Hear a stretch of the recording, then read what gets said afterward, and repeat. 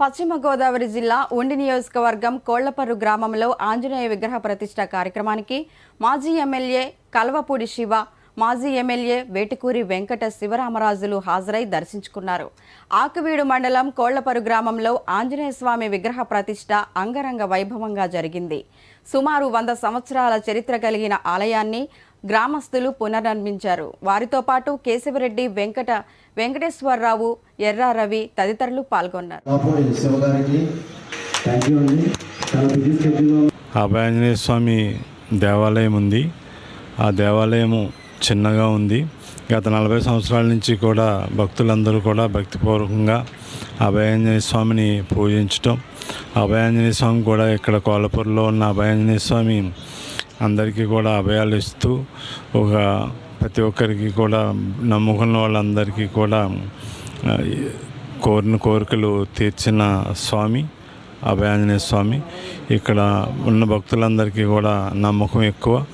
అదే నేను కూడా ఇక్కడ ఈ ప్రాంతానికి వచ్చినప్పుడు ఖచ్చితంగా ఏదైనా మంచి కార్యక్రమం మొదలుపెట్టినప్పుడు అభయాంజనేయ స్వామిని ఇక్కడ దర్శించుకుని ప్రార్థన చేసి ఇక్కడి నుంచి ఏ మంచి కార్యక్రమమైనా ప్రారంభించేవాడిని.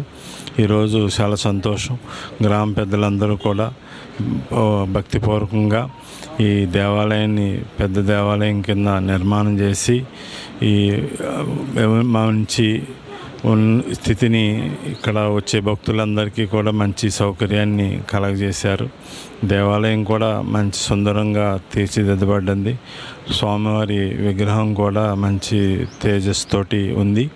ఉన్న భక్తులందరికీ కూడా అభయాంజనేయ స్వామి చల్లని దీవెనలు ఇవ్వాలని, అభయాంజనేయ స్వామి మనందరికీ కూడా అండగా ఉండి ధైర్యాన్ని, శక్తిని ఇవ్వాలని చెప్పి స్వామివారిని ప్రార్థిస్తూ ఏదైతే ఈ ఆలయాన్ని నిర్మించిన పెద్దలందరినీ కూడా హృదయపూర్వకంగా అభినందించారు. తమ భూమిని వైసీపీ నేతలు కబ్జా చేయడంతోనే చేనేత కుటుంబం ఆత్మహత్యకు పాల్పడిందని, ఇది ముమ్మాటికి జగన్ సర్కారే చేసిన హత్యేనని గజపతి నగరం ఉమ్మడి అభ్యర్థి కొండపల్లి శ్రీనివాస్ ఖండించారు.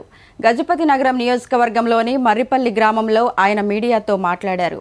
రాజంపేట నియోజకవర్గం ఒంటిమిట్ట మండలం కొత్త మాధవరం గ్రామానికి చెందిన పాల సుబ్బారావు భార్య పద్మావతి, చిన్న కుమార్తె వినయ ఆత్మహత్యకు పాల్పడటం తీవ్ర దిగ్భ్రాంతికి గురిచేసిందన్నారు. వారికి నివాళులర్పిస్తూ వారి ఆత్మకు శాంతి చేకూరాలని శ్రీనివాస్ కోరారు.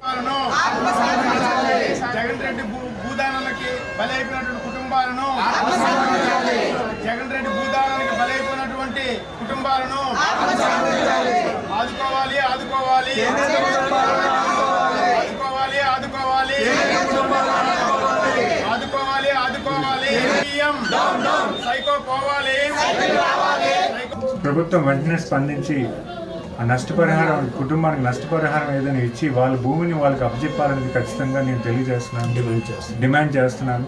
ఎందుకంటే ఒక కుటుంబం ఈరోజు ఆత్మహత్య చేసుకొని వాళ్ళు పడిన బాధ ఏ కుటుంబానికి రాకూడదనేది ఖచ్చితంగా మనం ఆలోచన చేసి ఈ ప్రస్తుత గవర్నమెంట్ని కోరుతున్నాను. వాళ్ళ భూమి వాళ్ళకి అప్పచెప్పి నష్టపరిహారం ఏదైనా ఉంటే. వైసీపీ ప్రభుత్వ పాలనలో ముస్లిం మైనారిటీల పరిస్థితి అధ్వానంగా తయారైందని విశాఖపట్నంలో జనసేన నేత సాదిక్ పేర్కొన్నారు. టౌన్ కొత్త రోడ్డులోని జనసేన కార్యాలయంలో జరిగిన మీడియా సమావేశంలో ఆయన మాట్లాడారు. వైసీపీ ప్రభుత్వం వచ్చిన 5 ఏళ్లలో రిపోర్ట్ కార్డు ఇస్తున్నామని, ఎన్నికల్లో ఇచ్చిన హామీలు చాలా అమలు కాలేదన్నారు. ఇస్లామిక్ బ్యాంక్ ఏర్పాటు చేస్తామని హామీ ఇచ్చినా ఏర్పాటు చేయలేదన్నారు. గతంలో ముస్లింలకు రంజాన్ తోఫా ఇచ్చేవారు, కానీ నేటికి వైసీపీ ప్రభుత్వం ఏమీ ఇవ్వలేదన్నారు. ఈ వైఎస్ఆర్సీపీ జగన్మోహన్ రెడ్డి గారి ప్రభుత్వానికి 5 సంవత్సరాలు అయింది కాబట్టి ఒక రిపోర్ట్ కార్డ్ అనేది ఇద్దామని చెప్పేసి ఈ యొక్క ప్రెస్ మీట్ పెట్టడం జరిగింది. గతంలో ఎన్నికల్లో 2019 ఎన్నికల్లో అనేక హామీలు ఆయన ఇవ్వడం జరిగింది. ఆ హామీలో చాలా వరకు ఏం చేశారు, ఏం చేయలేదు, ఒక స్పష్టత, ప్రత్యేకంగా ముస్లిం మైనారిటీలకి. ఎందుకంటే గతంలో వైఎస్ రాజశేఖర రెడ్డి గారు అంటే ముస్లిం మైనారిటీలకి అపారమైన గౌరవం. ఆ గౌరవాన్ని అడ్డం పెట్టుకొని జగన్మోహన్ రెడ్డి గారు ఎన్నికల ప్రచారంలో తండ్రిని మించి నేను సంక్షేమం చేస్తాను అని చెప్పేసి ఒక ఆలోచనతో గడప గడప తిరిగి ముస్లిం మత పెద్దలతో, ముస్లిం మైనార్టీ యువతతో అందరితో చర్చించి అనేక హామీలు ఇచ్చారు, ఆకాశం తీసుకెళ్ళిపోయారు. వీళ్ళందరి ఓట్లతో గద్దెక్కిన జగన్మోహన్ రెడ్డి గారు ఏం చేశారనేది మీడియా ద్వారా తెలియజేస్తాను. ఫస్ట్ ఆఫ్ ఆల్ ఆయన ఇస్లామిక్ బ్యాంక్ పెడతానని చెప్పేసి అన్నారు. మీడియా ద్వారా నేను మీకు అడుగుతున్నాను, జగన్మోహన్ రెడ్డి గారు మీరు చెప్పిన వాగ్దానాల్లో ఇస్లామిక్ బ్యాంక్ ఏమైంది? 5 లక్షల వడ్డీ లేని రుణాలు ఇస్తాను, ఎవరైతే నిరుద్యోగ యువత ఉంటారో ముస్లిం మైనార్టీలకి ఇస్తానని చెప్పేసి చెప్పారు, అది ఏమైంది? 45 ఇయర్స్కే పెన్షన్ ఇస్తానని చెప్పేసి చెప్పారు, అదేమైంది? సబ్ ప్లాన్ పక్కాగా అమలు చేస్తానని చెప్పేసి అన్నారు.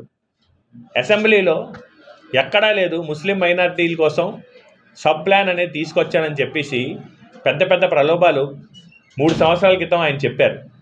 ఇప్పుడు వరకు ఆయన తీసుకొచ్చిన సబ్ ప్లాన్ ఆయన ఇంప్లిమెంట్ చేయట్లేదు.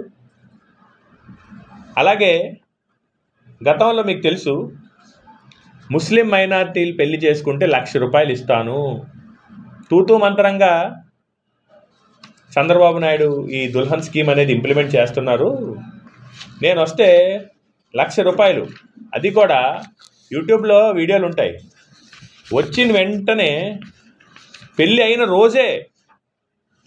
రోజే డబ్బులు ఇస్తానని చెప్పేసి అన్నారు.